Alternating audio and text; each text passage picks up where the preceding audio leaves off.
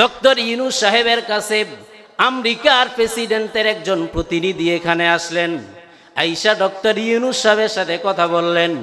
উরওয়া ইবনে মাসউদ বলেন, আমি কিসরা গেলাম, কাইসার গেলাম, আমি নাজ্জাশী বাদশার কাছে প্রতিনিধি হিসাবে গেলাম, কিন্তু তার সহপাঠীরা, তার সৈন্যবাহিনী তার সাথে কি আচরণ করে আমি লক্ষ্য করেছি। আমি বহু জায়গায় গিয়েছি, তবে সত্য কসম করে বলি, আমি হুদাইবিয়া নামক স্থানে নবী মুহাম্মদের সাথে আমি সাক্ষাৎ করলাম। হুদাইবিয়া স্থানে নবীর সাথে যখন আমি সাক্ষাৎ করলাম, তার সৈন্যবাহিনীর সাথে আর তার সাথে আচরণ আমি লক্ষ্য করলাম। আমি তাকে দেখলাম মুহাম্মদকে তার সাথীরা যেই ভালোবাসে, মুহাব্বত করে, তামাম পৃথিবীতে রাজা বাদশাগণ এই পরিমাণ মুহাম্মদের মতো কাউকে ভালোবাসে না। উরওয়া ইবনে মাসউদ বলেন, জানো হে কুরাইশের বাসীরা, জানো মুহাম্মদকে কেমন ভালোবাসে জানোনি? কেমন ভালোবাসে জানোনি? মুহাম্মদ যখন ওযুর পানি দিয়া ওযু করার জন্য পানি আনে, ওযু পানি ব্যবহার করে, এই পানি নেওয়ার জন্য সাহাবীদের মাঝে কারাকারি লাইগা যায়। মুহাম্মদ নবী যখন থুতু নিক্ষেপ করে, এই থুতুকে গালে নেওয়ার জন্য, শরীরে মাখার জন্য সাহাবাই কেরাম দিশেহারা হইয়া যায়, কার আগে কে নিয়ম থুতু নিয়ে নিজের গালে মাখবে। সুবহানাল্লাহ। মুহাম্মদ যখন আদেশ করি, তার আদেশ পালন করার জন্য পাগলের মতো হইয়া যায়। এমন মুহাব্বত দুনিয়ার জমিনে আমি কাউকে দেখি নাই। ভাইরা আমার, এই জন্য আল্লাহ বলেন, ওয়ামা আরসালনাকা ইল্লা রাহমাতাল লিল আলামিন। নবী, আমি আপনাকে কেমন দামি করলাম, কেমন দুনিয়ার জমিনে সবচেয়ে দামি আপনাকে করলাম, আর দুনিয়ার সব কিছু আপনার উসিলায় আমি আল্লাহ রহমত হিসাবে করলাম। ভাইরা আমার, নবীকে এত দামি আল্লাহ বানাইছেন, নবীর বিরুদ্ধে কেউ যদি কোনো কাফেররা কথা বলতো, সাথে সাথে আল্লাহ আয়াত নাজিল কইরা ওই কাফেরের বিরুদ্ধে আল্লাহ আয়াত নাজিল কইরা তাকে ঘোষণা দিত, হে কাফের, কার বিরুদ্ধে কথা বলো, সাবধান, হুঁশিয়ার করে দিলাম, কার বিরুদ্ধে কথা বলো যাচাই বাছাই করে কথা বলবা। যেমন তাফসীরের কিতাবের মধ্যে আছে, মক্কার জমিনে একজন লোক ছিল, বড় লিডার, উকবা ইবনে আবি মুইত। এলাকার ভিতরে বাৎসরিকভাবে একটা দোয়ার আয়োজন করত। যেমন পলাশপুরের ভিতরে যে মাতাওয়ালা, টাকা পয়সাওয়ালা মাঝে মধ্যে অনেক বড় একটা আয়োজন করে, এই আয়োজনের ভিতরে হাজার হাজার অনেক মানুষদেরকে দাওয়াত করে খাওয়ায়। কি আছে না এমন? উরওয়া ইবনে মাসউদ, উকবা ইবনে আবি মুইত, সেই মক্কার জমিনের ভিতরে মাঝে মাঝে এরকম আইসা ব্যবসা করার জন্য যাইত। মাঝে মাঝে উকবা ইবনে আবি মুইত এরকম ভাবে বিয়ের অনুষ্ঠানের মতো আয়োজন করত, মানুষ খাওয়াতো। একদিন মক্কার জমিনে উকবা ইবনে আবি মুইত একদিন মেহমানদারির আয়োজন করলেন। আয়োজন করার পর উকবা ইবনে আবি মুইত সিদ্ধান্ত নিলেন, আমি এবার মুহাম্মদকে দাওয়াত দিব। ঠিক দাওয়াত নবীকে দিলেন, নবী গ্রহণ করলেন। উকবা ইবনে আবি মুইতের ঘরে নবীকে দাওয়াত দিলেন। উকবা ইবনে আবি মুইত যখন খাবারের প্লেটটা নবীর সামনে হাজির করে দেন, নবী বলেন, উকবা ইবনে আবি মুইত, তোমার প্লেটে তুমি দাওয়াত দিছো, আমি গ্রহণ করেছি, তবে চাই না রাইখো, আমি ততক্ষণ প্লেটে হাত দিব না যতক্ষণ না পর্যন্ত তুমি কালেমা না পড়বা। সুবহানাল্লাহ। নবী কি শর্ত দিয়েছেন দেখেন। নবী বলেন, উকবা ইবনে আবি মুইত, শর্ত তোমাকে আমি দিলাম, শর্ত হলো তুমি কালিমা পড়তে হবে, মুসলমান হতে হবে। উকবা ইবনে আবি মুইত চিন্তা করলেন, এ অবস্থায় যদি মুহাম্মদ আমার ঘরের ভিতরে দাওয়াত মেহমান হইয়া যদি না খায়া যায়, আমার মান সম্মান ইজ্জত সব চলে যাবে, সব চলে যাবে। সাথে সাথে নবীর এই কথা শুনিয়া বললেন, আমি সাক্ষ্য দিলাম আশহাদু আল্লা ইলাহা ইল্লাল্লাহ, নবী আমি সাক্ষ্য দিয়া দিলাম আমি কালিমা পড়ে মুসলমান হয়ে গেলাম। নবী খাবার খাইলেন, কিন্তু উকবা ইবনে আবি মুইতের একজন বন্ধু ছিল উবাই ইবনে খালফ, সে অনেক মেজাজ খারাপ, ডাক দিয়া বলে, উকবা ইবনে আবি মুইত, এতদিন বন্ধু ছিলে এখন আর বন্ধু থাকবে না। বলে কেন? বলে তুমি মুহাম্মদ রে দাওয়াত দিয়া কালেমা পরে মুসলমান হইছো, আমি তোমার সাথে আর বন্ধুত্ব রাখবো না, কারণ তোমার সাথে আমার সাথে এখন আর বন্ধুত্ব নাই, তুমি মুসলমান, আমি হলাম আগের মতো কাফের।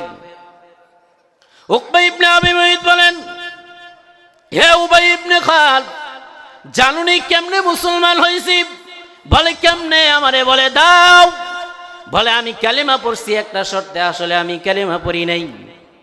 বলে না না, বলে আরে আসল কাহিনী হলো আমি কালিমা পড়ছি এই জন্য, মুহাম্মদ যদি আমার ঘরে দাওয়াত হইয়া যদি মেহমান হইয়া যদি না খায়া যায়, আমার বদনাম হবে, এলাকার মানুষ আমার সমালোচনা করবে, এই জন্য তাকে দেখানোর উদ্দেশ্যে আমি কালিমা পড়ছি, আসলে কালিমা পড়ি নাই। উবাই ইবনে খালফ বলেন, না না, আমি এটা মানতে পারবো না, যতক্ষণ না পর্যন্ত তোমাকে আমি একটা শর্ত দিলাম, যতক্ষণ না পর্যন্ত তুমি নবী মুহাম্মদের গালে থুতু নিক্ষেপ না করবা, ততক্ষণ পর্যন্ত আমি তুমি বিশ্বাস করবো না তুমি যে মুহাম্মদকে দেখানোর উদ্দেশ্যে পড়েছ, যতক্ষণ না পর্যন্ত মুহাম্মদের গালে থুতু নিক্ষেপ না করবা। উকবা ইবনে আবি মুইত বন্ধুর কথা শুনিয়া, বন্ধুর মায়ায় পড়িয়া বলল, ভাই হাব, আমি তোমারকে খুশি করানোর জন্য মুহাম্মদের গালে থুতু মারবো, নাউজুবিল্লাহ। ঠিক উকবা ইবনে আবি মুইত নবীর দরবারে গেলেন, গিয়া নবীকে বললেন, হে নবী, আমি আপনাকে দেখানোর উদ্দেশ্যে কালেমা পড়েছি, আসলে আমি কালেমা পড়ি নাই। নবীর গালে গিয়া উকবা ইবনে আবি মুইত থুতু নিক্ষেপ করেছে, নাউজুবিল্লাহ। নবীর চেহারা মলিন হয়ে গেল, লাল রঙিন হয়ে গেল নবীর চেহারা। তখন আল্লাহ আয়াত নাযিল করেন, বন্ধু হে, আপনি টেনশন করবেন না, আপনি চিন্তিত হবেন না, যেই জালেম আপনাকে গালে থুতু নিক্ষেপ করছে, মনে রাখবেন আল্লাহ আয়াত নাযিল করে বলেন, ওয়ায়াউমা ইয়া'আদ্দুয যালিমু আলা ইয়াদাইহি ইয়াকুলু ইয়া লাইতানি ইত্তাখাযতু মা'আর রাসূলি সাবিলা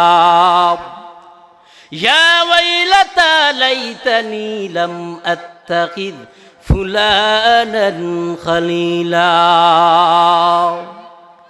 আল্লাহ আয়াতে জানায় দেব, নবী আপনি টেনশন করবেন না, পেরেশানি হবেন না, যেই জালেম আপনাকে গালে থুতু নিক্ষেপ করছে তার কি পরিণতি হবে কিয়ামতের ময়দানে।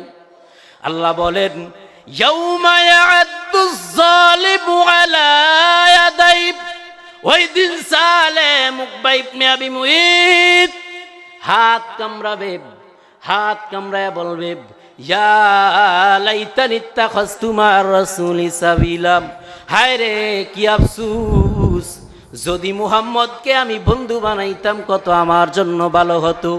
ইয়া ওয়াইলাতা লাইতানি লাম আত্তাখিয ফুলানান খলিলা, হায় আফসোস, যদি আমি উবাই ইবনে খালফরে বন্ধু না বানাইতাম, উবাই ইবনে খালফরে যদি বন্ধু না বানাইতাম, আমার আজকে ঠিকানা হইতো জান্নাত, আমার আজকে ঠিকানা হইতো জান্নাত, কেমনে রে আমি বন্ধু বানাইলাম। ভাইরা আমার, এত দামি আল্লাহ করেছেন, এত দামি আল্লাহ, এই জন্য বলেন, ওয়ামা আরসালনাকা ইল্লা রাহমাতাল লিল আলামিন, হাবিব হে জানেন আমি আপনাকে তামাম পৃথিবীর জন্য রহমত হিসাবে প্রেরণ করলাম।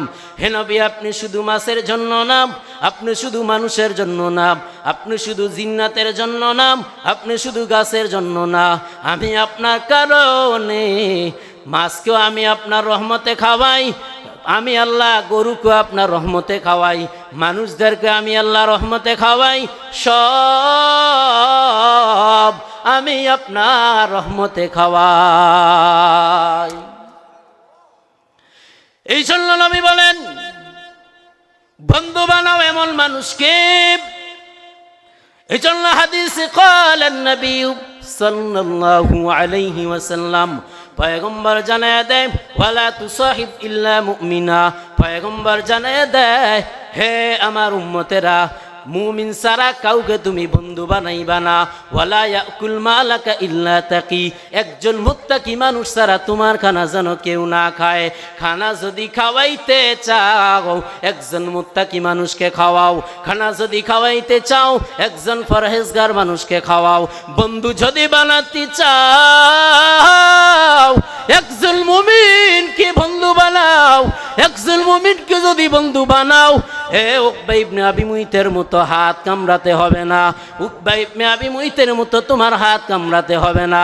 নবীকে আল্লাহ কেমন দামি বানাইছেন, নবীকে আল্লাহ কেমন দামি বানাইছেন।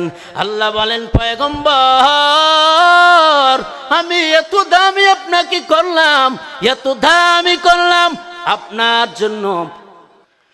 অপর এক আয়াতে নবীর বর্ণনা করতে গিয়ে আল্লাহ বলেন, ওয়ামা আরসালনাকা ইল্লা রাহমাতাল লিল আলামিন। হে পয়গম্বর, আমি আপনাকে দুনিয়ার জমিনে প্রেরণ করলাম।